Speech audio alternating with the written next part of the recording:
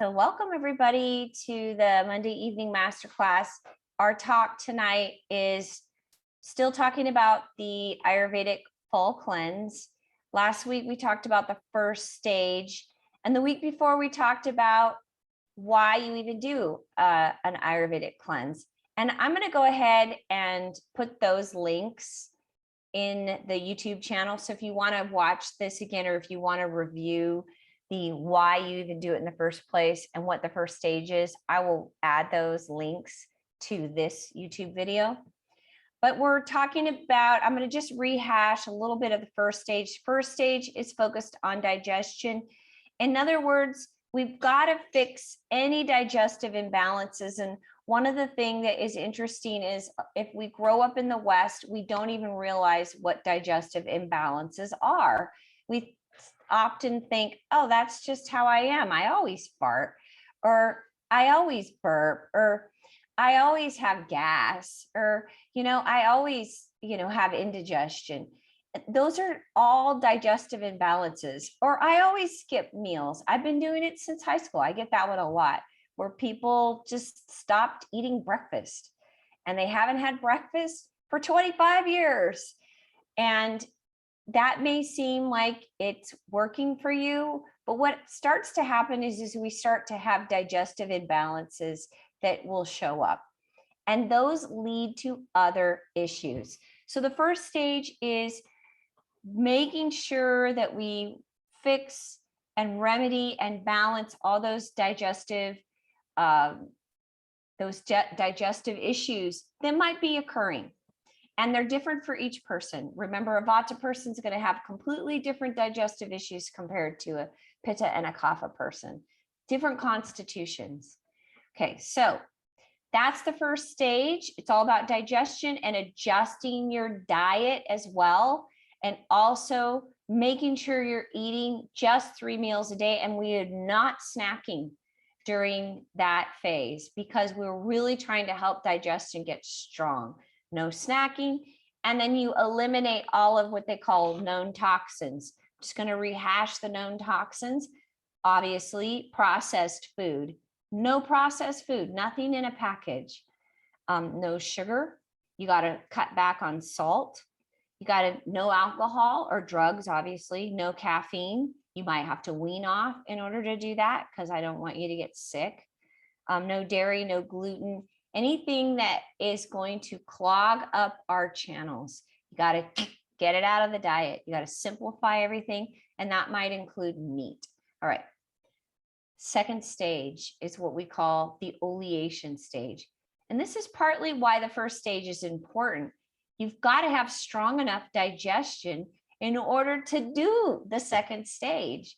We literally want to lubricate the body on the outside and the inside, and it's called oleation. And this is not something that you're going to see in any other types of cleanses, because our whole reason for doing it is to remove toxins out of the tissues that oftentimes have been lodged there for a very long time, sometimes years. So what we do is we lubricate with a medicated oil specific to the constitution of that individual. And then we also lubricate with medicated ghee, which is also specific to that individual. So it's all dependent on what's going on with you, what's your constitution, what are your digestive issues. Okay, so medicated ghee, and you start with a small dosage and you increase each day. And I love this phase. I love this stage of the cleanse, because my joints feel good, my skin feels good, I'm not dry, everything is loose, I move better. It's amazing, because you're literally lubricating yourself. It's like you don't want to not have oil in your car. That's logical. You'll run your engine down and then end up having to replace it. So it's the same thing. We walk around systemically dry, and we all live here in the mountains, except for Cheryl. But Cheryl, you're so lucky because you live in the Bay Area and there's moisture there. But the rest of us live in the mountains here, high desert mountains, and it's dry. So you're dealing with the environmental effects of that as well. And it does affect us. So that stage, you lubricate until you reach what they call saturation. And that is different for each person. If you are a kapha person with more earth and water in your constitution, you're going to hit saturation way faster. If you're pitta, you might hit saturation a little faster than vata. But pitta and vata people tend to be a lot more dry, because what does fire do? Fire burns things out, makes things dry. Okay, and what is vata? Vata is ether and air. And again, they're dry. The qualities of those elements are dry. So we lubricate and help that body loosen up. And then what it does is it starts moving the toxins out of our tissues. And then we want to move it all back into the digestive tract. At that point, there's a whole other thing that we're going to do. And that means you are now going to do a day or two of heat, warm up the body, get really everything moving.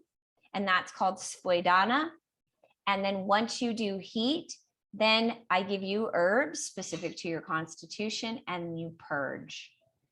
That purging part is really important because it's going to remove all the toxins out of your body. So we lubricate, we get everything moving, and it feels great.